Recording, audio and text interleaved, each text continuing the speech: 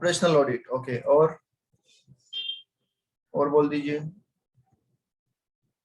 देखिए, चलते हुए चैप्टर में आप हर एक पॉइंट भी पूछेंगे, कोई दिक्कत नहीं है, ठीक है। अगर आप अभी फोकस नहीं करेंगे, अगर आप अभी लाइव क्लास नहीं लेंगे, अगर आप अभी रेगुलर स्टडी नहीं करेंगे और आप अगर 10 दिन बाद कहेंगे कि सर ये पूरा चैप्टर नहीं समझ में आया, तो बहुत प्रॉब्लमेटिक होगा आपके लिए भी और मेरे लिए भी, ठीक है। देखिए, ऑपरेशनल ऑडिट की बात आप समझिए। कोई भी ऑर्गेनाइजेशन जब काम करता है तो क्या हम उसके काम को ऐसे बोल सकते हैं कि ये ऑपरेशंस कर रहा है अपने, he doing his own operation? बताइए, क्या वर्किंग को हम ऑपरेशंस कह सकते हैं? कर सकते हैं ना। आप जो भी रेगुलर रूटीन का काम कर रहे हो उसे हम ऑपरेशंस कह सकते हैं ना। अब जो आप डेली रूटीन में जो काम कर रहे हैं, डिफरेंट डिफरेंट टास्क जो आप कर रहे हैं, क्या वो इफेक्टिवली कर रहे हैं? अगर मैं इस चीज को चेक करना चाहूं तो क्या मैं इसे ऑपरेशनल ऑडिट कह सकता हूं?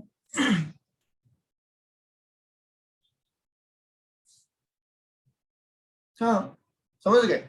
बेसिकली ऑडिट क्या है? ऑडिट एग्जामिनेशन है, किसी भी काम का एग्जामिनेशन। अब वो काम ऑपरेशनल है तो ऑपरेशनल ऑडिट। मैनेजमेंट कैसा काम कर रहा है, अगर ये जानना हो मुझे तो बताओ मैं कौन सी ऑडिट करूं? मैनेजमेंट कैसा काम कर रहा है ये मुझे जानना हो तो मैं कौन सी ऑडिट करूं?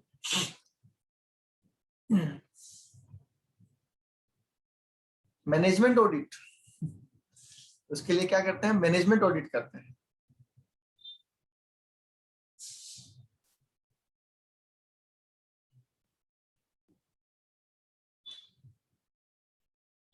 इसके लिए क्या कहते हैं? Management audit. इंटरनल ऑडिट भी करते हैं, इंटरनल ऑडिट भी करते हैं, वो भी करते हैं। बाकी उसके लिए एक ऑडिट भी होती है जिसका नाम होता है मैनेजमेंट ऑडिट, वो भी करते हैं, ठीक है। कंपनी के फाइनेंशियल पोजीशन सही है या नहीं है, जो रिफ्लेक्ट हो रही है वही है या नहीं है, इसके लिए कौन सी ऑडिट करते हैं? कंपनी की फाइनेंशियल ऑडिट करते हैं हम, फाइनेंशियल पोजीशन के लिए।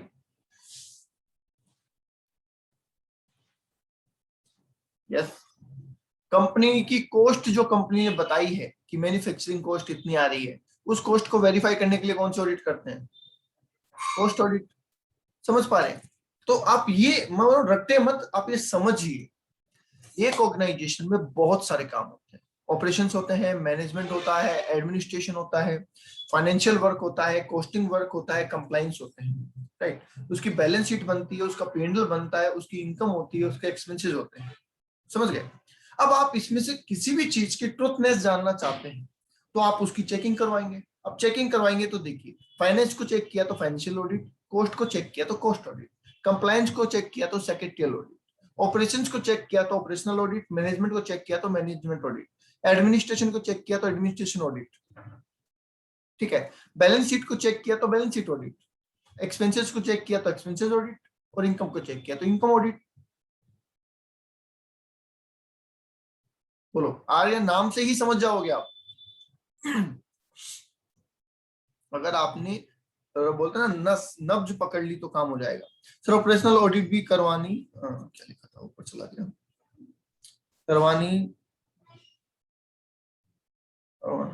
है तो करवा सकते हैं अगर ऑपरेशंस में कोई प्रॉब्लम है तो पता लगाने के लिए, पर सर वो तो नॉर्मल ऑडिट से भी पता लग जाता है, ये इंटरप्रेट कर सकते हैं क्या ऑपरेशन डिटेल में हो रही है? देखिए, इसका भी जवाब दे देते हैं। इनका सवाल है कि सर ऑपरेशंस की एफिशिएंसी जानने के लिए, अब जैसे कल अपन ने पढ़ा, एफिशिएंसी जानने के लिए एफिशिएंसी ऑडिट थी, प्रोडक्टिविटी जानने के लिए प्रोडक्टिविटी ऑडिट थी, राइट।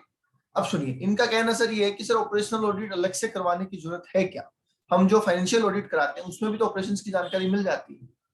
तो देखिए, ध्यान से सुनिए। आप सीएमए बन गए और सीएमए बन के आप अच्छा पैसा कमाते हैं। ध्यान से सुनिए, आप सीएमए बन गए और सीएमए बन के अच्छा पैसा कमाते हैं, हर महीने घर पे 1 लाख रुपए ले जाके दे देते हैं, ओके। अब आप कमाते हैं ज्यादा, तब तो 1 लाख घर पे देते हैं, कुछ आपका पर्सनल खर्चा भी होता है। घर वालों को ये जानना है कि आप खर्चा कैसे कैसे करते हो, मतलब कितना आपके पास आता है और कितना खर्च होता है, ठीक है। तो उन्होंने आपका बैंक स्टेटमेंट देखा, पता चला कि आपके पास 2 लाख आते हैं, 1 लाख आप खर्च कर देते हो और 1 लाख रुपए घर वालों को देते हो। क्या इसमें उन्होंने ये देखा कि आप काम क्या करते हो, काम करने का आपका तरीका क्या है, क्या ये चीजें उसमें कवर हुई? बताइए। नहीं, ये कवर नहीं हुई, समझना ध्यान, ये कवर नहीं हुआ ना, सिर्फ फाइनेंशियल एस्पेक्ट कवर हुआ है, राइट।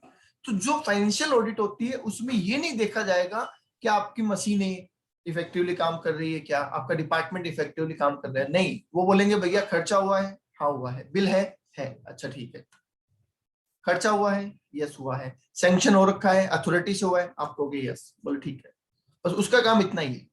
तो वो फाइनेंशियल चीजों पे कॉन्सेंट्रेट करते हैं, ना कि नॉन फाइनेंशियल चीजों। और ऑपरेशनल ऑडिट, ऑपरेशंस की एफिशिएंसी, कि भैया 1 घंटे में 100 यूनिट बननी चाहिए थी, बन रही है क्या? नहीं बन रही, इसका मतलब आप इफेक्टिवली काम नहीं कर रहे हैं। समझ पा रहे हैं? तो ये क्वाइट सिमिलर है, एफिशिएंसी, प्रोडक्टिविटी, ऑपरेशनल, ये सब सेम नहीं, सेम लगती है सारी, पर हल्का हल्का फर्क है। बोलो जी, आगे बात सुन, और बोल दीजिए भैया, किसी के कोई डाउट?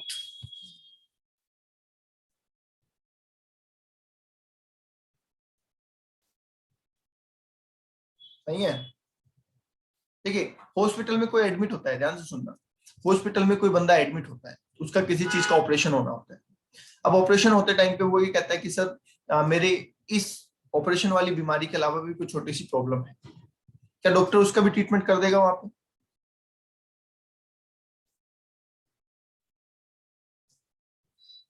कर देगा? नहीं करेगा? आप हॉस्पिटल में एडमिट है और आप कहते हैं कि सर ये तो ऑपरेशन कर ही रहे, मेरी एक और प्रॉब्लम है, तो क्या उसका ट्रीटमेंट कर देगा डॉक्टर या नहीं करेगा? हाँ कर देगा। क्या दिक्कत है डॉक्टर की, क्या दिक्कत है? पैसे ले रहा है ना, वो तो कर देगा। आप उसके पास एडमिट हो ही, उसको पता है कि इसके लिए भी एडमिट करना ही पड़ेगा, कर दो, क्या दिक्कत आ रही है बताओ, क्यों नहीं करेगा?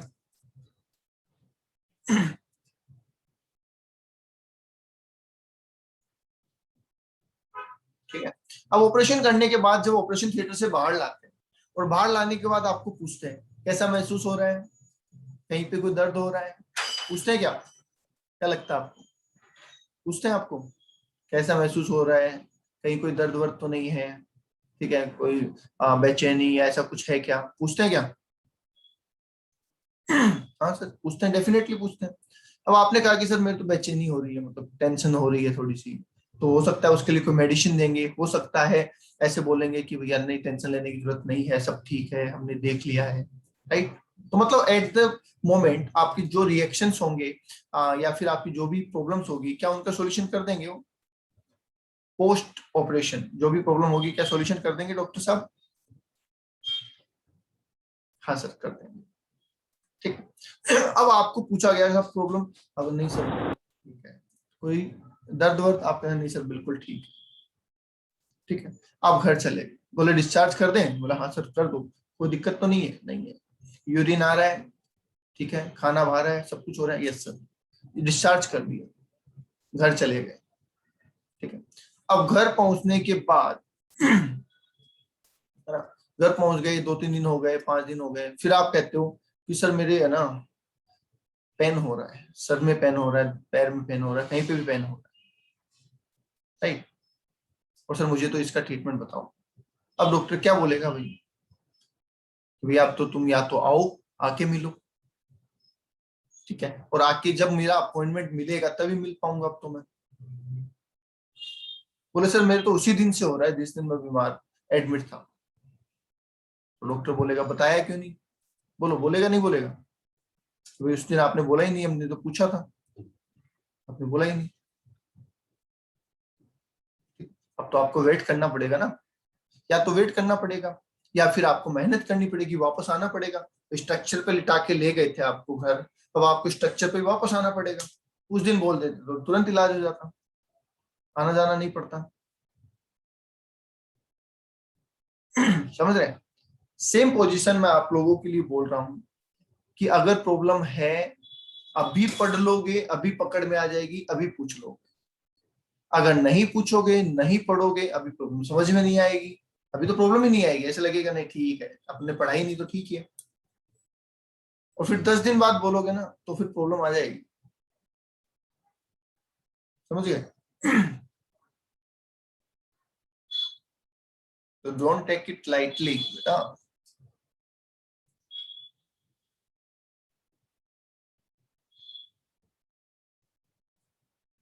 समझ गए? आई होप समझ गए होंगे।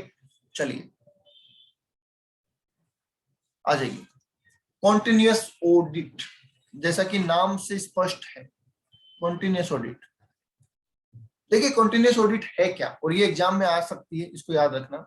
इसका एक नाम और भी होता है, मैं वो भी लिख देता हूं, कॉन्करेंट ऑडिट।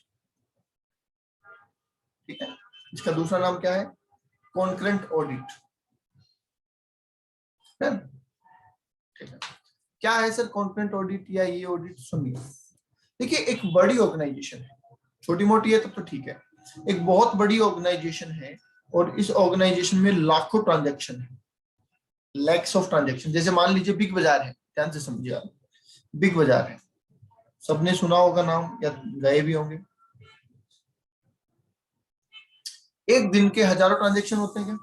बताइए, क्या एक दिन के हजारों ट्रांजैक्शन होते हैं? हाँ सर, मान लेते हैं सर, ज्यादा नहीं तो भी 2000 ट्रांजैक्शन डेली के होंगे, क्योंकि इस ट्रांजैक्शन में सेल भी है, एक्सचेंज भी है, वो जो अपनी परचेज करते हैं वो भी है, वगैरह वगैरह। एक दिन के 2000 ट्रांजैक्शन, महीने के कितने? 60,000। साल के कितने? 7,20,000। राइट, ये तो हुए रेगुलर ट्रांजेक्शन। इसके अलावा छोटे मोटे वो ट्रांजेक्शन होते हैं, स्टाफ की सैलरी हो गया, बिजली का बिल हो गया, वगैरह वगैरह। टोटल मान लेते हैं 8 लाख ट्रांजेक्शन है। अब आप एक एज एन ऑडिटर जाते हैं, क्या आप इन 8 लाख ट्रांजेक्शन को चेक करने में कैपेबल हैं? आप गए अप्रैल मई में गए, मई में बुलाया आपको कि भैया मई में आ जाओ, और आपको बोला गया कि भैया जून में रिपोर्ट देनी है, क्या आप कर सकते हैं ये ऑडिट? नहीं। सैंपलिंग भी कर लेंगे, हम सैंपलिंग कर लेंगे, पर सैंपलिंग भी कितनी कर लेंगे? टाइम तो लगता ही है ना। तो एक बंदा एक दिन में कितने ट्रांजेक्शन चेक कर सकता है? 100 चेक कर सकता है, 200 चेक कर सकता है, मैक्स टू मैक्स। राइट, तो इस चीज के लिए क्या बोला जाता है कि भैया अगर लार्ज ऑर्गेनाइजेशन है ना, तो हम ईयर एंड पे ऑडिट नहीं करेंगे आपकी, हम पूरे साल ऑडिट करेंगे आप। कैसे? उनको कहा जाता है कि देखिए आपके ट्रांजेक्शन जो अप्रैल में होंगे ना, तो हम मई में आएंगे आपके यहाँ पे, और अप्रैल वाले ट्रांजेक्शन चेक करके चले जाएंगे। मई में 5 दिन आएंगे और अप्रैल के ट्रांजेक्शन चेक करके चले जाएंगे। हो सकते हैं? कर सकते हैं। हाँ, फिर सर मई के जो ट्रांजेक्शन होंगे ना, उनके लिए हम जून में आएंगे और चेक करके चले जाएंगे। इसी तरीके से सर जून के जुलाई में चेक कर जाएंगे, जुलाई के अगस्त में चेक कर जाएंगे। बताइए ऐसा ऐसा कर सकते हैं हम? हाँ, it can be half half monthly, हाँ 15 डेज। ठीक है, कि भैया हर 15वें दिन आएंगे, 15 दिन के बाद 2 दिन आएंगे, 15 दिन का चेक करके चले जाएंगे, या वीकली आएंगे, हर वीक में एक दिन आएंगे, वीक का चेक करके चले जाएंगे। क्या ऐसा कर सकते हैं? यस।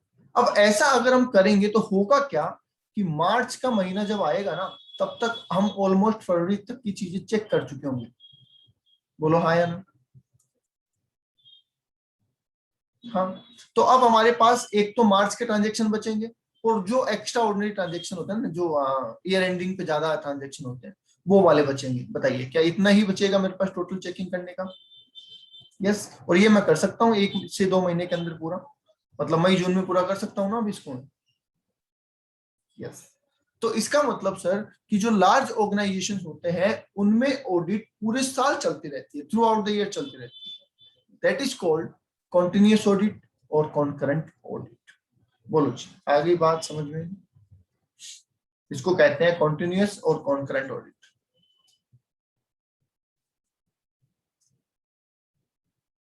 आगे बात सुन रहे हैं? ठीक है सर। अब सर इस ऑडिट के कुछ फायदे भी हैं तो कुछ नुकसान भी हैं। कैसे? पहले मैं डेफिनेशन बता देता हूँ, फिर फायदे नुकसान देखेंगे। Continuous audit may be defined as examination, verification of a firm's financial transaction.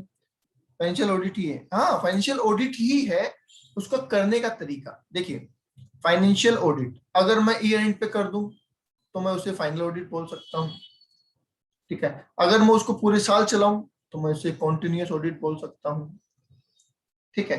अगर मैं इसको साल के दौरान करूं तो मैं इसे इंटरिम ऑडिट बोल सकता हूँ। चीज एक ही है, टाइम के हिसाब से क्लासिफिकेशन। समझ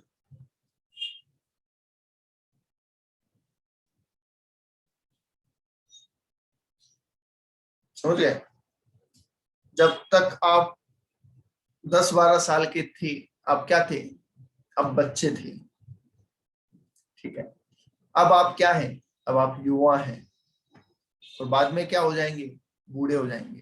तो हो तो आप ही ना, बस आपका नाम बदल रहा है।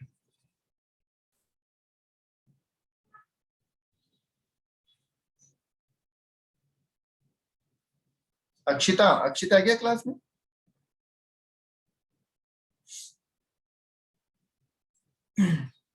ओके।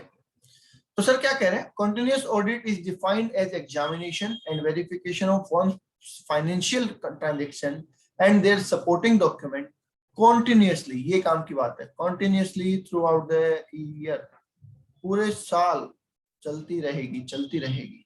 एट रेगुलर और इरेगुलर इंटरवल, या तो आप फिक्स कर लेते हैं कि हर महीने की 7 तारीख को जाना है, या हर महीने में 2 बार जाना है, वो फिक्स कर लेते हैं। या आप कभी भी रेंडमली चले जाते हैं कि ठीक है आज चले गए 10 दिन का चेक करके आ जाए, फिर चले गए फिर 15 दिन का चेक करके आ गए। तो वो रेगुलर इरेगुलर उससे कोई फर्क नहीं पड़ता, ये टोटली आपका लुकआउट आप कैसे करना चाहते हैं। बोलिए आगे बात समझ में, डेफिनेशन समझ में आ गई? ओके। अब आइए सर फीचर्स पे। फीचर्स क्या कह रहे हैं सुन लीजिए। फीचर्स हमेशा डेफिनेशन को ही बताते हैं। तो फीचर्स में कह रहे हैं sir, it is a process conduct through out the year, पूरे साल चलती है। रेगुलर और इरेगुलर इंटरवल हो सकता है। अब ये 100% ट्रांजेक्शन पे फोकस करते हैं। अगर आप पूरे साल के एंड में काम करते हैं, ठीक है, अगर आप साल के एंड में काम करते हैं तो आपको सैंपलिंग करनी पड़ती है, और बहुत ज्यादा सैंपलिंग करनी पड़ती है, क्योंकि टाइम कम होता है और ट्रांजेक्शन ज्यादा होते हैं। या तो आपके पास पूरा साल है, आप चाहो तो 100% पे फोकस करो, ठीक है, हालांकि करते नहीं है, करते नहीं है प्रैक्टिकली, थ्योरेटिकली हम बोल सकते हैं। बोलो जी आगे बात समझ में।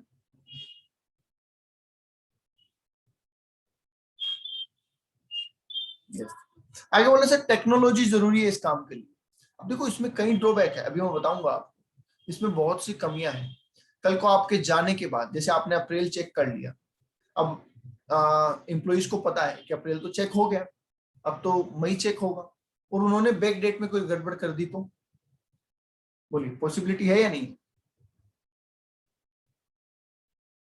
तो उनको भी तो देखना पड़ेगा, तो वो फायदे या नुकसान हो जाते हैं, वो हमें पढ़ेंगे हम। तो उसके लिए हमें टेक्नोलॉजी रिक्वायर्ड है, कि बाहर चेंज ना हो सके इस तरीके की टेक्नोलॉजी हम देखेंगे,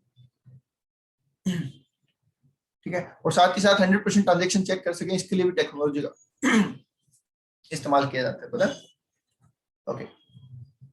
it provide advance notice about error and irregular, एक क्या लिखा है, इरेगुलरिटीज डिटेक्टेड। मतलब क्या होता, सुनिए, अगर मई में कोई फ्रॉड हुआ, मई में कोई फ्रॉड हुआ या कोई एरर है, अगर मैं कॉन्टिन्यूस ऑडिट नहीं करवाता तो क्या ये मुझे मार्च के बाद पता चलता? बताइए।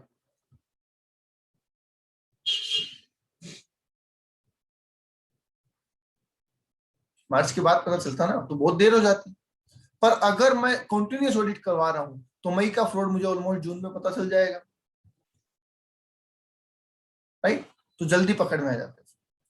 Surprise visit by the auditor, अब सरप्राइज विजिट भी हम आगे आपको बताएंगे कि सरप्राइज विजिट होती क्या है। सरप्राइज विजिट का मतलब हो गया, आपने ये कहा कि भैया मैं हर महीने की 1 तारीख को आऊंगा और आपके बुक्स अकाउंट चेक करूंगा। एम्प्लॉय ने देखा कि ये तो ठीक है, 1 तारीख को आता है ऑडिटर, तो वो क्या करते हैं, पूरे महीने कुछ गड़बड़ रखते हैं, अपना जो भी काम होता है वो गड़बड़ करके रखते हैं, और 31 तारीख को या 30 तारीख को उस काम को सेट कर देते हैं। आप आते हैं 1 तारीख को चेक करके चले जाते हैं, वो 3 तारीख को वापस गड़बड़ कर देते हैं। बताइए, it's possible? Is it possible? बिल्कुल पॉसिबल है। तो इसलिए आप क्या करते हैं, सरप्राइज विजिट करते हैं। कई बार अचानक बोले बिना ही 15 तारीख को पहुंच जाएंगे, लाओ भैया देखो, तो वो कहेंगे सर आज आप कैसे आ गए, आप तो 1 तारीख को आने वाले थे। ठीक है, अब आप सिंघम बन के पहुंच गए वहां पे, तो भैया आज नहीं छोड़ेंगे। तो that is called surprise visit. आगे बात समझ में? यस। सुभाष कह रहे हैं सर ऑडिट कराने के लिए लिमिट क्या होती है? अरे ऑडिट कराने के लिए कोई लिमिट नहीं होती है, हर ऑडिट की अलग अलग होती है लिमिट। और हम जो बात कर रहे हैं वो हम कंपनी के उन ऑडिटरों की बात कर रहे हैं जो कि होने ही है। वो तो कंपनी एक्ट बताएगा। अब कंपनी एक्ट कहता है कि हर कंपनी को ऑडिट करवानी है, वो तो ऑडिट होनी है फिर।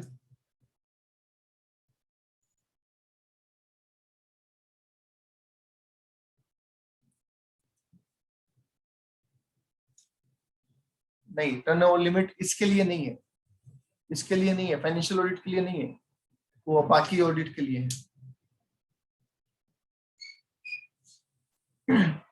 और कंटिन्यूअस ऑडिट पढ़ते टाइम पे टर्नओवर की बात कहां से आई, एप्लीकेबिलिटी की बात कहां से आई?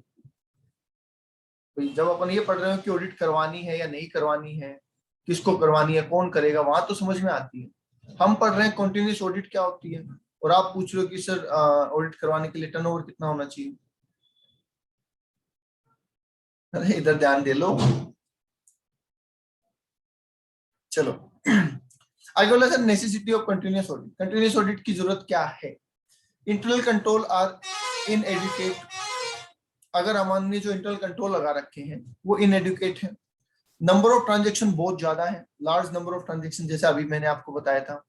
ठीक है, management is interested in getting the statement of accounts audited periodically for enabling better management of resources. Management क्या कहता है कि भैया आप हमें है ना अप्रैल की कमियां मई में बता दो ताकि हम उसको सुधार लें, मई की जून में बता दो ताकि हम सुधार लें। तो इसलिए अगर उसको ऐसा लगता है तो वो क्या करवाएगा, वो कंटिन्यूस ऑडिट करवाएगा।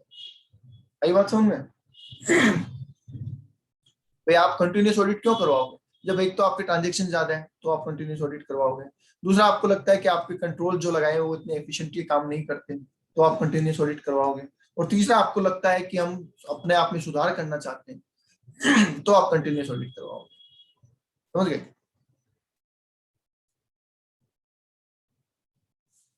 अच्छा, इसको एक और तरीके से समझते हैं अपन, नेसेसिटी को एक तरीके से समझते हैं। आप लोग एग्जाम कब देना पसंद करते हैं? टेस्ट मान लीजिए, टेस्ट कब देना पसंद करते हैं? हर चैप्टर का टेस्ट या पूरा कोर्स होने के बाद टेस्ट सीरीज? बताओ क्या देना पसंद करेंगे आप?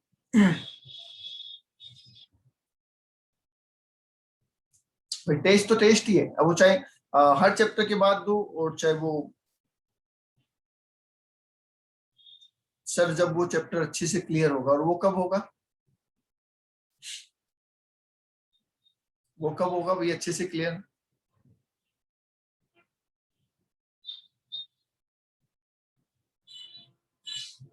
सर जब हम पढ़ेंगे, और हम पढ़ेंगे नहीं, इस हिसाब से टेस्ट होगा नहीं।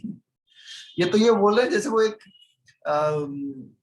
मेरा एक फ्रेंड है ना, उसने अभी थोड़े दिन पहले की एकदम लाइव सच्ची बात बता रहा हूँ, तो एक स्कूल में पढ़ा हुआ था लड़का, फ्रेंड तो नहीं बस स्कूल में पढ़ा हुआ ही है वो साथ में। तो उसने फेसबुक पे लगाया कि बाय बाय फेसबुक, अब मैं सक्सेसफुल होने के बाद ही फेसबुक चलाऊंगा, उसने ऐसा लिखा है ना, बाय बाय फेसबुक, मैं अब सक्सेसफुल होने के बाद ही फेसबुक चलाऊंगा।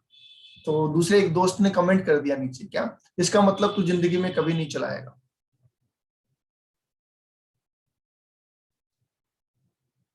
समझ गया? तो पढ़ना ऐसे मत सोचो कि एक दिन आएगा उस दिन मैं पढ़ूंगा फिर मेरा कंप्लीट होगा फिर मैं टेस्ट दूंगा। अरे जिस दिन तुम टेस्ट देने जाओगे उस दिन टीचर लेने को तैयार होगा क्या, ये बताओ पहले। जिस दिन तुम तो बोलोगे कि आज सर ये चैप्टर कंप्लीट हुआ है, ठीक है, अब हम बताएंगे आपको महीने 2 महीने बाद कब हमारा हो जाएगा, तब आप टेस्ट लेना, ऐसा पॉसिबल है क्या? आप कुछ सोचो, इज इट पॉसिबल? नहीं। आप ये बोलो सर आप टेस्ट रख लो, हम अपने आप तैयार कर लेंगे। आप 5 दिन बाद टेस्ट रखो, ठीक है कोई बात नहीं, हम तैयार कर लेंगे। तैयारी काम के हिसाब से तैयारी होती है, तैयारी के हिसाब से काम नहीं होता। ऐसे तो आप कहोगे सर सीएमए का एग्जाम हम देंगे जब हम पढ़ लेंगे, अब सीएमए वाले थोड़ी बोलेंगे कि अच्छा बेटा पढ़ ले तो बता देना, हम एग्जाम कंडक्ट करवा देंगे। समझ पा रहे हो? हमें पढ़ना है, जून एग्जाम है, जून के पहले पढ़ना है, दिसंबर एग्जाम है, दिसंबर के पहले पढ़ना है, हमें पढ़ना है। समझ रहे हो?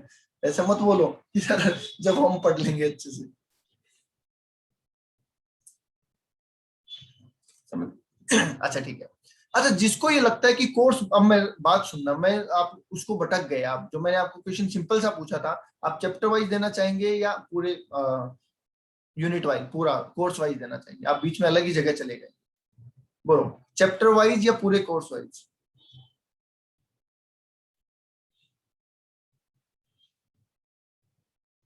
आंसर कुछ पूछते हैं, क्वेश्चन कुछ होता है, आंसर कुछ आता है।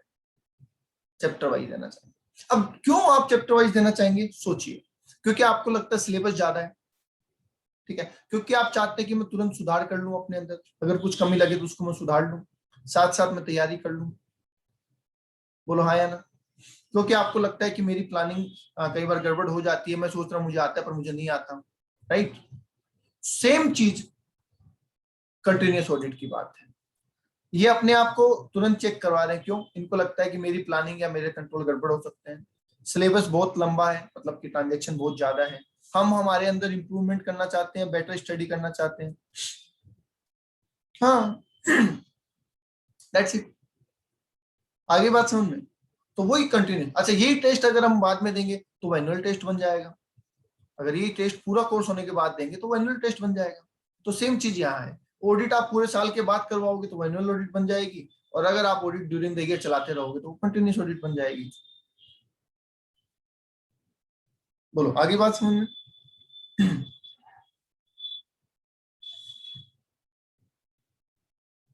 अच्छा, किस लोगों ने, अब देना ये जो कई लोग बोल रहे हैं ना सर हम चैप्टर वाइज टेस्ट देंगे, मैंने डायरेक्ट टेक्स्ट के टेस्ट डाल दिए मोबाइल ऐप के ऊपर, कितने लोगों ने अटेम्प्ट किए? मैंने डायरेक्ट टेक्स्ट के सारे टेस्ट डाल दिए थे मोबाइल ऐप के ऊपर, ग्रुप में मैसेज भी कर दिया था, कितने लोगों ने टेस्ट अटेम्प्ट किए?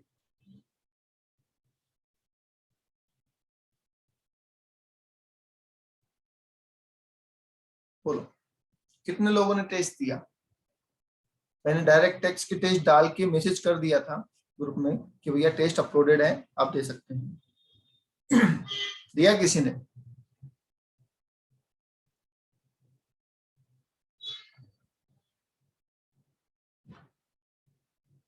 नहीं दिया, जबकि डायरेक्ट टेक्स्ट में बहुत कुछ बेच में तो कोर्स ही कवर हो चुका है, और कुछ बेच में बहुत सारा कोर्स हो चुका है। किसी ने दिया टेस्ट? ठीक है, देखिए, 3 जून को मैंने टेस्ट डाला था, 3 जून को, आज है 19 जून।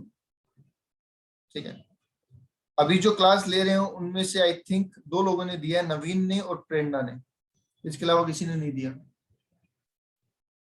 अब बताओ वाई? अदर सोर्स का टेस्ट डाला था 5 जून को, एक भी बच्चे ने नहीं दिया अभी तक। बीएनपी का टेस्ट डाला था 5 जून को, एक भी बच्चे ने नहीं दिया है। एचपी का टेस्ट डाला था 3 जून को, मतलब आज से 16 दिन पहले, सिर्फ एक बच्चे ने दिया है। सैलरी का टेस्ट सिर्फ 2 बच्चों ने दिया है। अब बताओ, अब बताओ, क्या आप सीरियस हैं अपनी पढ़ाई को लेकर? सिर्फ कहने से थोड़ी होता है, करना पड़ता है। हम करेंगे सर, हम करेंगे सर। प्रेरणा ने दिया है, यस राइट। मैंने कहा ना 2 लोगों ने दिया है, प्रेरणा ने और नवीन ने।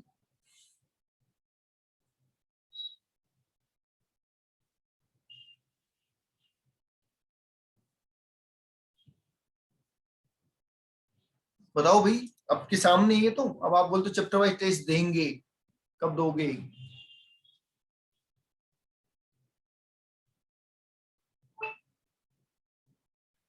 अजी, दिव्य, नेहा, सुभाष,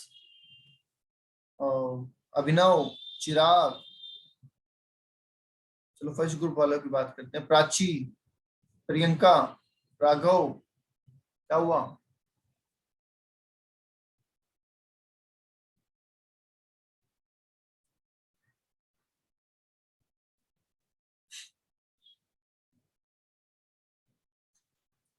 बोलो भाई।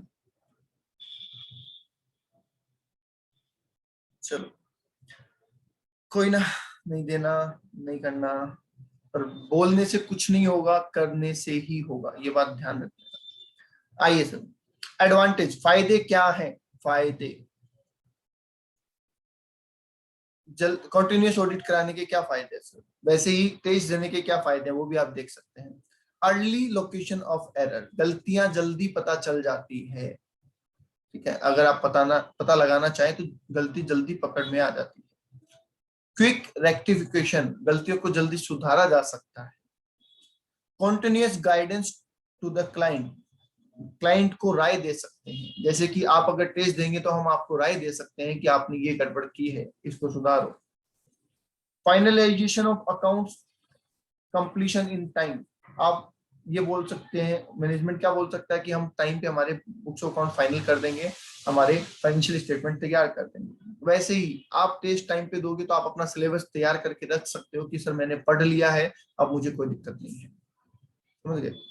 Moral check on employ, continuous checking चलेगी पूरे साल, तो एम्प्लॉय को तो डर रहेगा ही कि भाई मैं फ्रॉड करूंगा तो क्या होगा, पकड़ा जाऊंगा, तो इसलिए फ्रॉड नहीं करेगा वो। इम्प्रूव स्टेचुटरी ऑडिटर फोकस, अब ये तो कंटिन्यूस ऑडिट हो रही है, तो स्टेचुटरी ऑडिटर को भी क्या करना पड़ेगा, ज्यादा ध्यान देना पड़ेगा, क्योंकि उसको ज्यादा ट्रांजेक्शन चेक करने हैं और हड़बड़ाहट में नहीं करने, उसके पास टाइम है तो वो अच्छे से चेकिंग करेगा। बोलो, फायदे समझ में आ गए? बता दो भैया, फायदे समझ में आ गए क्या? हाँ जी। नुकसान पे आइए सर। नुकसान क्या कह रहे हैं sir? The record in books figure in the books account which have already been check may be alter. ये देखो जोरदार अच्छी बात है, आप अप्रैल के अकाउंट चेक करके आए, मई में एंटर हुए, और मैनेजमेंट ने या किसी ऑफिसर ने या किसी एम्प्लॉय ने पीछे के अकाउंट में चेंज कर दिया। ठीक है, 50 ऐसे लिखा था 5,000 रुपए निकाले बैंक से, है ना, या 5,000 रुपए कैश निकाले कहीं, जैसे ही आपने इस महीने को चेक किया उसने इसको 50,000 कर दिया, गड़बड़ हो सकती है। यस, इस तरीके की गड़बड़ हो सकती है कि बुक्स ऑफ अकाउंट्स को बदल दिया जाए पीछे, जैसे ही ऑडिट खत्म हुए उस महीने की, उस महीने में कुछ ऑल्टरेशन कर दिया जाए। फ्रीक्वेंसी में विजिट द इनकन्वीनियंस कॉल्स, आप बाहर बार जब ऑडिटर बन के वहां जाएंगे तो क्या उनके स्टाफ को परेशानी भी हो सकती है कि भैया ये हर महीने आ जाता है दिमाग खाने के लिए और आके परेशान करता है? बोलो,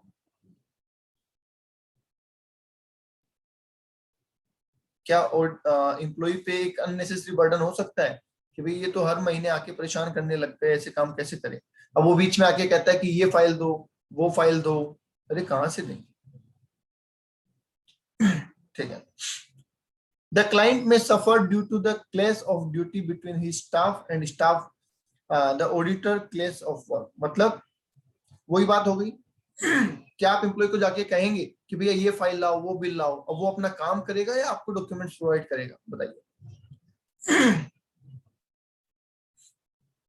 प्रॉब्लम है ना। अब उसको डॉक्यूमेंट नहीं दिया तो वो नाराज कि साहब आप डॉक्यूमेंट नहीं देते हो मेरे को, उसको डॉक्यूमेंट देने गए तो काम बिगड़ेगा, तो ये भी एक दिक्कत हो सकती है। इट इज मोर एक्सपेंसिव, खर्चा बहुत है, क्योंकि हर महीने अगर ऑडिटर आएगा तो जाहिर सी बात है वो टाइम ज्यादा देगा तो ज्यादा फीस चार्ज करेगा आपसे। The work of audit become too mechanical and repetitive work, अब वो काम हर महीने जाना, वही करना, वही जाना, वही करना, तो आपको क्या लगता है कि अरे यार ये तो बोरिंग काम हो गया, तो आपकी टीम मेंबर को ऐसे लग सकता है कि ये बहुत ही बोरिंग काम हो गया है। बताइए, यहां तक बात समझ में आ गई? फाइनली बोलो एक बार, यहां तक कोई डाउट किसी को?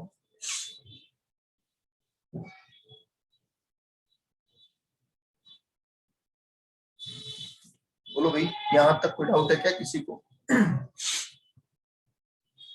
नहीं है? ओके।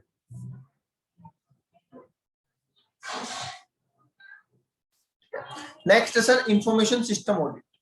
इंफॉर्मेशन सिस्टम ऑडिट समझिए, जहां जहां पे डेटा इंपॉर्टेंट होता है, जैसे बैंक है, क्या बैंक में डेटा इंपॉर्टेंट होता है? हमारा बैंक अकाउंट क्या है, बैंक अकाउंट नंबर क्या है, हमारा लोकल नंबर क्या है ना, हमारा पैन कार्ड, आधार कार्ड, क्या ये सारा डेटा होता है बैंक के पास? हाँ सर। तो वहां का जो इंफॉर्मेशन सिस्टम है, अगर उसको किसी ने हैक कर लिया या किसी ने मिसयूज कर लिया उसका, तो क्या हमारे साथ गड़बड़ हो जाएगी? बताइए। और बैंक को भी प्रॉब्लम हो जाएगी अगर किसी ने हैक कर लिया या किसी एम्प्लॉय ने मिसयूज कर लिया, किसके खाते में कितना बैलेंस है, किसका क्या अकाउंट है, किसकी कैसे सिग्नेचर वगैरह सब कुछ देख लिया उसने सिस्टम में, तो क्या गड़बड़ हो सकती है? यस। तो ये गड़बड़ ना हो इसके लिए ऑर्गेनाइजेशन क्या लगाता है? सिक्योरिटी मेजर्स लगाता है। जैसे एंटीवायरस लगाता है। क्या एंटीवायरस सुना होगा? फायरवॉल, फायरवॉल लगाता है। बायोमेट्रिक एक्सेस, जैसे बैंक में आप गए होंगे तो आपने देखा होगा कि वो पहले अंगूठा लगाते हैं, रेड कलर की मशीन लगी हुई रहती है ना ऐसी, ऐसी उस पर अंगूठा लगाते हैं तो फिर वो लॉगिन होता है उनका। यस। तो इससे पता चल जाता है कि किसने ये कंप्यूटर ओपन किया था, इतने बज के इतने मिनट पे किसने कंप्यूटर ओपन किया था। समझ गए? तो ये सारे सिक्योरिटी मेजर्स लगाने पड़ते हैं बैंक को और या ऑर्गेनाइजेशन को जिनके पास भी डेटा रहता है।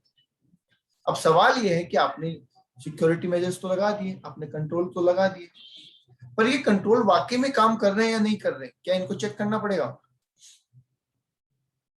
बताइए, क्या ये कंट्रोल प्रॉपर है? क्या ये आपकी डेटा की सिक्योरिटी कर सकते हैं? इस बात को जानने के लिए इन कंट्रोल को चेक करवाना पड़ेगा क्या?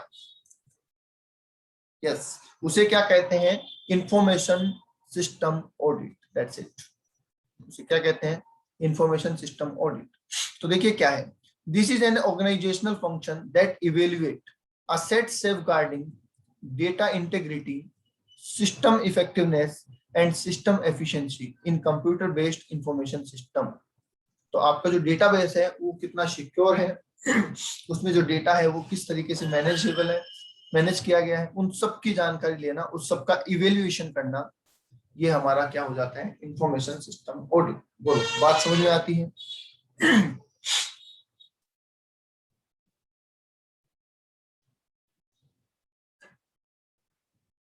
यस। अब सर इसको क्यों करवा रहे हैं हम? इंफॉर्मेशन सिस्टम ऑडिट क्यों करवा रहे हैं? हमारे डेटाबेस को चेक क्यों करवा रहे हैं? तो हमारे डेटाबेस को हम इसलिए चेक करवा रहे हैं कि अगर हमें डेटा गलत मिला तो ये आपको डिसीजन भी लेना होगा, तो आप कैसे लेंगे? बताइए। अगर आपको, जैसे मान लीजिए, मैं आपको एक एग्जांपल देता हूँ। आपको पता है कि बैंक जब दिन खत्म होता है ना, आजकल जैसे 4 बजे कैश काउंटर बंद हो जाते हैं, तो उसके बाद बैंक क्या करता है पता है?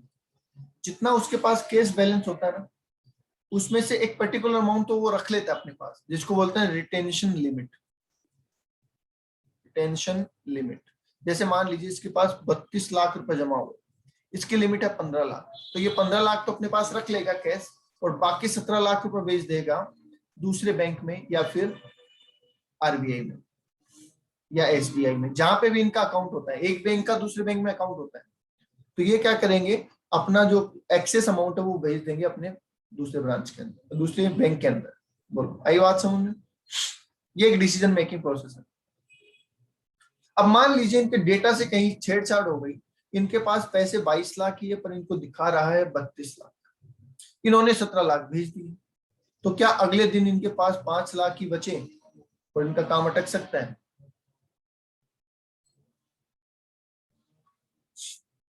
हाँ। तो जाहिर सी बात है, गलत डिसीजन हो सकता है ना गलत डेटा से।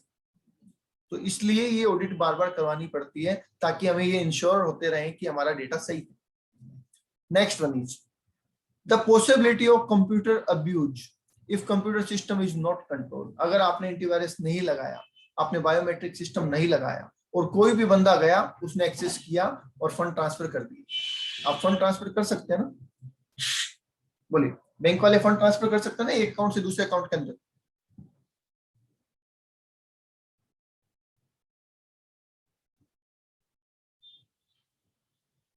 बोलो, कर सकते हैं नहीं कर सकते हैं? चलो देखते हैं, पता है क्या आपको?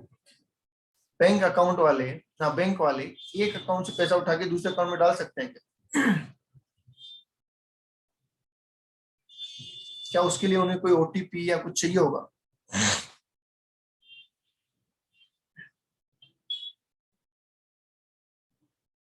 जल्दी बोलो भाई, हाँ या ना, बस दो ही जवाब है। यस, वो कर सकते हैं डेफिनेटली। कर सकते हैं भाई। चेक जब आप देते हो तब क्या करते हैं, आरटीजीएस देते हो तब क्या करते हैं, तभी तो वही करते हैं ना, बस आपका रिटर्न डॉक्यूमेंट होता है, आपका साइन डॉक्यूमेंट होता है, करते तो वही है ना। अगर किसी को फ्रॉड ही करना हुआ तो एक झूठा डॉक्यूमेंट बना देगा, कर देगा ट्रांसफर, समझ गए। तो ये हो सकता है। तो कंप्यूटर का गलत इस्तेमाल भी हो सकता है अगर गलत हाथों में पड़ जाए और कंट्रोल ना लगा रखे हो तो। नेक्स्ट आइए, high value of computer hardware software and personal. हमारे जो कंप्यूटर हार्डवेयर सॉफ्टवेयर लगे हुए हैं बहुत महंगे हैं, सारी महंगी चीजें हैं, ठीक है, तो जाहिर सी बात है उनकी सिक्योरिटी करना भी हमारा काम है। Yes. High cost of computer error, अगर कंप्यूटर से गलती हुई तो उसका खामियाजा जो भुगतना पड़ेगा वो बहुत बड़ा होगा, छोटा मोटा नहीं होगा, उसका जो रिजल्ट होगा वो बहुत बड़ा हो सकता है। तो इसलिए गलती की गुंजाइश नहीं छोड़नी है, इसलिए हमें सिक्योरिटी ऑडिट करवानी है।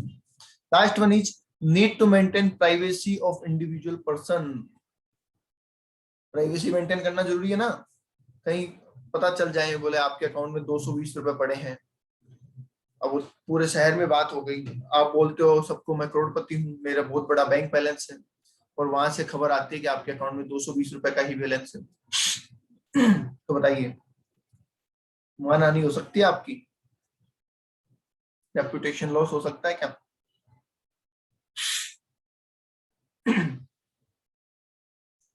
हो सकता है, समझ गए। तो प्राइवेसी मेंटेन करते हैं, वो चाहे कम है चाहे ज्यादा है उससे फर्क नहीं पड़ता, डिस्क्लोज नहीं कर सकते किसी को। बोलो समझ में आ गई भैया इंफॉर्मेशन सिस्टम ऑडिट। चलिए फाइनल ऑडिट, अभी हमने बोला कॉन्करेंट ऑडिट जो पूरे साल चलता है। सर ये आईएएस ऑडिट कभी और कब कितनी वहां कितनी बार भी कराओ वो आपके ऊपर है, वो आपके ऊपर है, आप कभी भी करवाओ कैसे भी करवाओ वो आपके ऊपर, ठीक है। एक्चुअली क्या होता है आप इसको समझो, ये सारी ऑडिट है ना, अब जो मन में आपके ख्याल आ रहा है सर ऑपरेशनल ऑडिट हम कब करवा सकते हैं, सर हम आईएएस ऑडिट कब करवा सकते हैं, एक चीज आप समझो, ये ऐसी चीजें नहीं है कि जैसे आज आपको लगा यार क्या करें, चलो आईएएस ऑडिट करवा लेते हैं, ठीक है, चलो ऑपरेशनल ऑडिट करवा लेते हैं, ऐसा नहीं होता है। आप जब कोई भी ऑर्गेनाइजेशन बनाते हैं तो प्लानिंग करते टाइम ही आप सोचते हैं ना क्या है ना, इसके इस फील्ड में गड़बड़ हुई तो मैं क्या करूंगा, तो आप पहले से डिसाइड कर लेते हैं कि हम साल में एक बार ये ऑडिट करवाएंगे, हम साल में एक बार ये ऑडिट करवाएंगे, वो आप पहले ही डिसाइड करके रखते हैं, समझ गए। तो ये ऐसे क्विक डिसीजन नहीं होता कि आज जचा बोलो कल करवा लो, बोलो करवा लो, समझ गए, ये प्री प्लान चीजें होती हैं सारी, ठीक है। जैसे आपने फिक्स कर रखा है मुझे साल में एक बार घूमने जाना है ना, साल में मुझे एक बार फॉरेन कंट्री घूमने जाना है, एक बार मुझे इंडिया में घूमना है,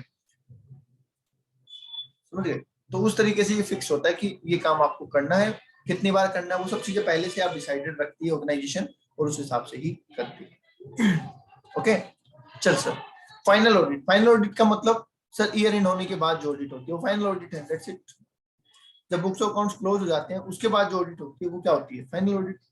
इसके नुकसान क्या है, नुकसान दे रखे हैं आपको। तो पहला नुकसान तो दे रखा है कि जो फ्रॉड है, जो एरर है वो हमें बाद में पता चलती है, बहुत लेट पता चलती है। बोलो नुकसान है क्या, फ्रॉड या एरर हमें बहुत बाद में पता चलती है, नुकसान है क्या? यस।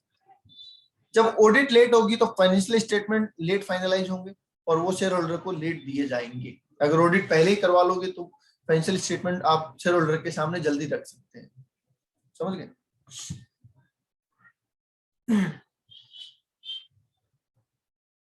आगे आ जाइए। इंटरिम ऑडिट, इंटरिम ऑडिट मैंने आपको बताया ना साल के अंदर, साल के दौरान, ठीक है। अब आप कहोगे सर कॉन्करेंट ऑडिट भी तो साल के दौरान होती है। कॉन्करेंट ऑडिट का मतलब होता है कि वो है फाइनेंशियल ऑडिट ही, है फाइनल ऑडिट ही, पर वो चल पूरे साल रही। जबकि इंटरिम ऑडिट का मतलब ये अलग से ऑडिट है और ये साल के दौरान हम पूरी चीजों को एक बार चेक करवा रहे हैं, समझ गए।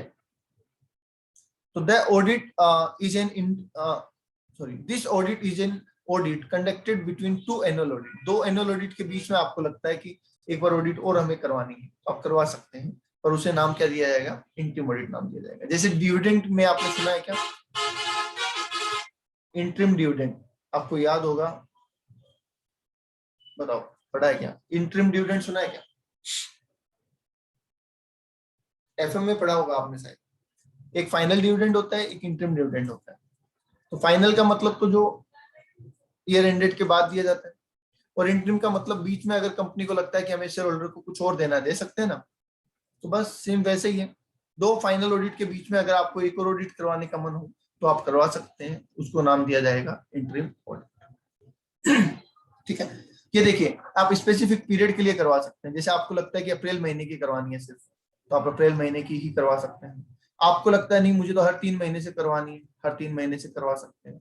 आपको लगता नहीं हर 6 महीने से करवानी है, आप 6 महीने से करवा सकते हैं। तो वो आपके ऊपर है कि आपको कब करवानी है, कितनी करवानी है। कोई नेसेसिटी कुछ नहीं है। बोलिए जी, आगे बात समझ में? ठीक है। आपको क्या करना हो, जैसे मान लीजिए आपको एक नए पार्टनर को एडमिट करना है, या फिर आपको अपनी कंपनी किसी को बेचनी है, अब साल खत्म होगा तब फाइनल ऑडिट होगी, तो आप पहले ही ऑडिट करवाना चाहते हैं, तो आप इंटरिम ऑडिट करा सकते हैं ना। बताइए, 1 अप्रैल, आज मेरा फाइनल होता है कि मैं अपनी कंपनी बेच रहा हूँ, कितनी तारीख को? 19 जून को।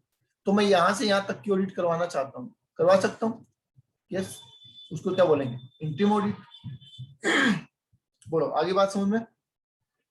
आगे आ जाइए। अच्छा, इसके फायदे क्या है सर? अर्ली डिटेक्शन, फ्रॉड जल्दी पकड़ में आ जाएगा, और एरर भी जल्दी पकड़ में आ जाएगी। पब्लिशिंग इंटरिम रिजल्ट, जो हमारी इस ऑडिट के रिजल्ट आएंगे, है ना, उनको हम जल्दी पब्लिश कर सकते हैं। जैसे अगर आपको ध्यान होगा तो क्वार्टरली रिजल्ट आते हैं कंपनियों के, कि पहले क्वार्टर में कंपनी ने कितना कमाया। अगर आप शेयर मार्केट में डीलिंग करते हैं या शेयर की न्यूज पढ़ते हैं, तो आपने सुना होगा कि फर्स्ट क्वार्टर में इस कंपनी का प्रॉफिट इतना रहा। तो वो क्या होती है? इंटरिम रिपोर्ट्स होती है। तो उसके लिए इंटरिम ऑडिट भी करवा लेते हैं वो, रिजल्ट जारी करने से पहले।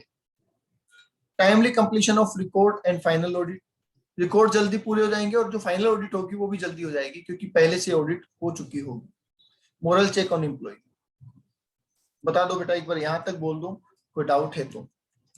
ज्यादा नहीं बचा है, कर लेते हैं इसको, पूरा ही कर लेते हैं आज। पहले यहां तक बता दो, कोई डाउट नहीं है? चलो, balance sheet audit. Balance sheet audit का मैंने आपको पहले ही बोला था कि जैसे स्टैट्यूटरी ऑडिट होती है वैसे ही बैलेंस शीट ऑडिट होती है। Balance sheet audit is generally synonymous with statutory audit. In a balance sheet audit, the auditor review and critically examine the financial statement, which include balance sheet and P&L account prepared by the management. ठीक है। आप चाहे तो सिर्फ balance sheet की audit भी करवा सकते हैं, जिसके अंदर सिर्फ बैलेंस शीट को चेक किया जाएगा।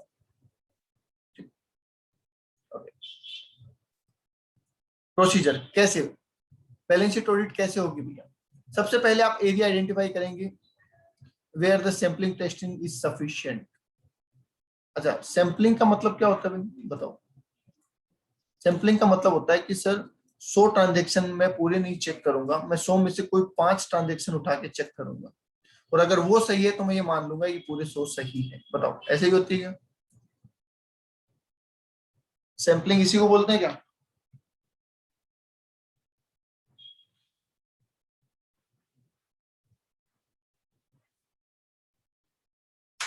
हाँ सर, इसी को बोलते हैं कि अगर मैं 100 में से 10 या 5 ट्रांजेक्शन चेक कर लूं, और अगर वो मुझे ठीक लगेंगे तो मैं बोलूंगा कि सारे ही सही है। हाँ सर।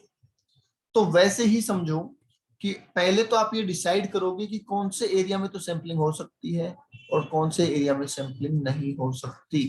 जैसे मान लीजिए डॉक्टर के पास पेशेंट्स है, ध्यान से सुनना, जनरल वार्ड है, जनरल वार्ड में बहुत सारे पेशेंट हैं, ठीक है।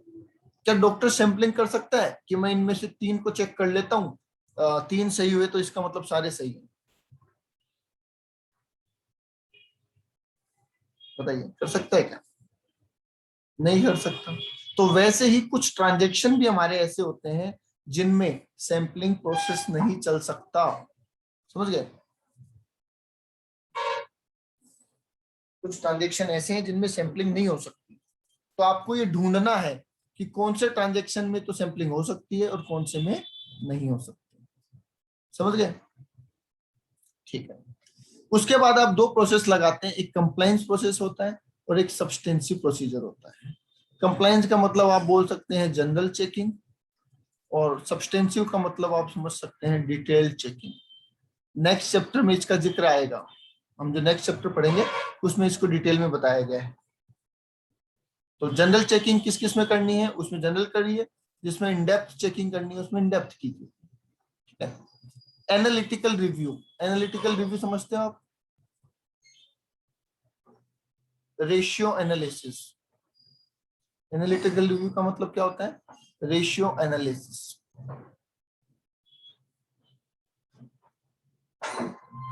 Verification of asset and liability and scrutiny of books of accounts, internal control का इवेल्युएशन, और जितनी भी लीगल रिक्वायरमेंट है उसके हिसाब से डिस्क्लोजर दिए गए हैं या नहीं दिए गए, इन सारी बातों को चेक किया जाएगा बैलेंस शीट ऑडिट के अंदर।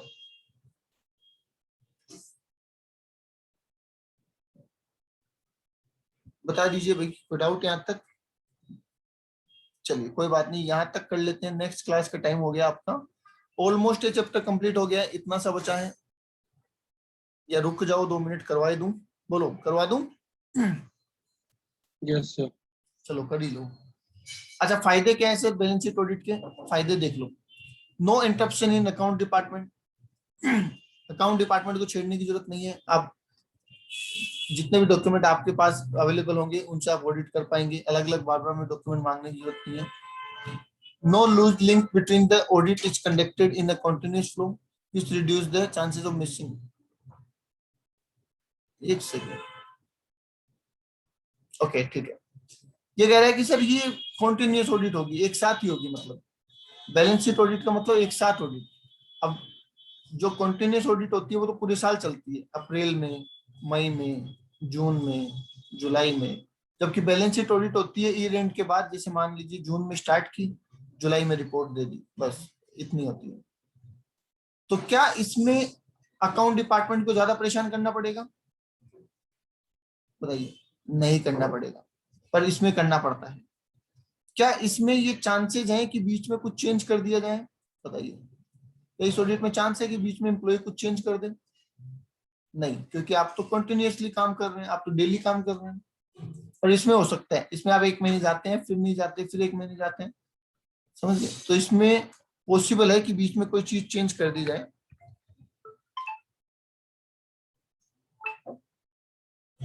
Done, okay. Simple test reduce the time involve in the routine checking.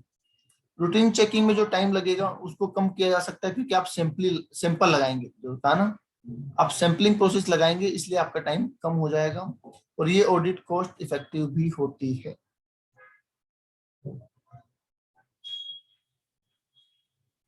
चलिए लास्ट पॉइंट सुन लीजिए भाई। लास्ट पॉइंट क्या कह रहा है?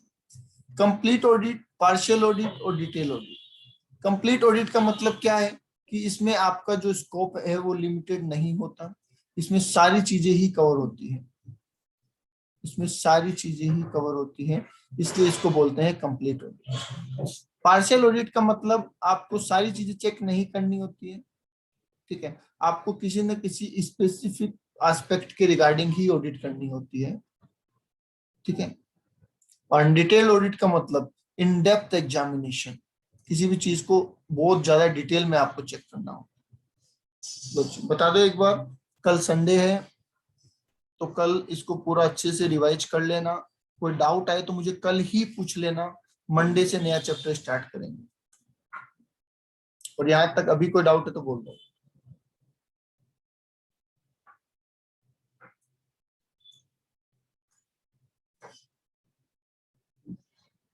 नहीं है?